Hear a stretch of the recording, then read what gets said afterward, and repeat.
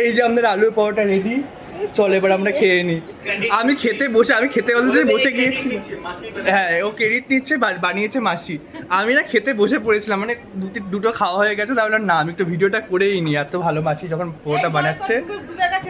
আমার একটা আমি হাফ খেয়ে নিয়ে উঠেছি, ওটা আমার ঠান্ডাই হয়ে গেছে মনে হয়।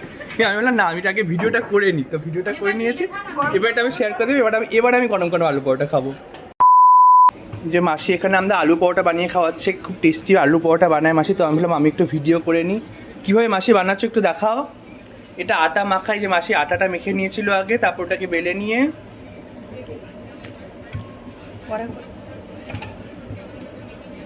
দাও।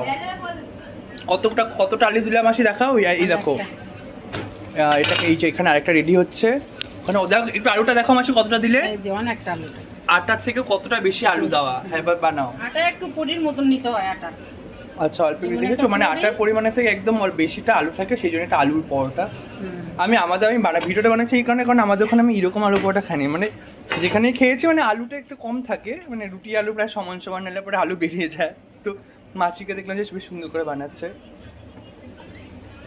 এবার দেখো স্টাফিংটা দেওয়ার পরে দেখো এখন এটাকে বেলছে, কিন্তু দেখো ওখান থেকে বেরোচ্ছে না, আলুর কিন্তু বেরোচ্ছে না, দেখেছো? এমনভাবে করতে হবে যেন আলুটা না বেরোয়। এটা কি সুন্দর করে বেলা হয়ে গেল। তুমি ওই আলুর স্টাফিংটা কেমন করে বানিয়েছিলে মাসি বলো? পেঁয়াজ, ধনিয়া পাতা, আলু সিদ্ধ আর পেঁয়াজ, জিরা পাউডার দেওয়া হয়েছিল, ধনিয়া পাউডার, আমচুর আর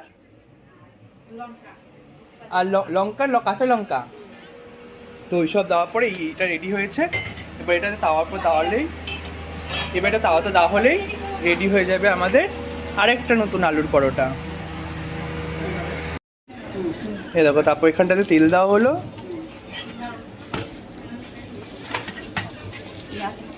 একটু সুন্দর করে ভাজাভাজি করলে পরেই আমাদের রেডি আলু পরোটা।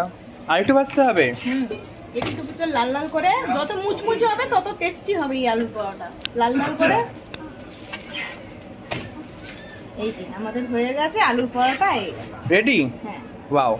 তো তোমরা যদি কেউ খেতে চাও কন্ট্যাক্ট করতে পারো, চলে আসো আমাদের বাড়িতে।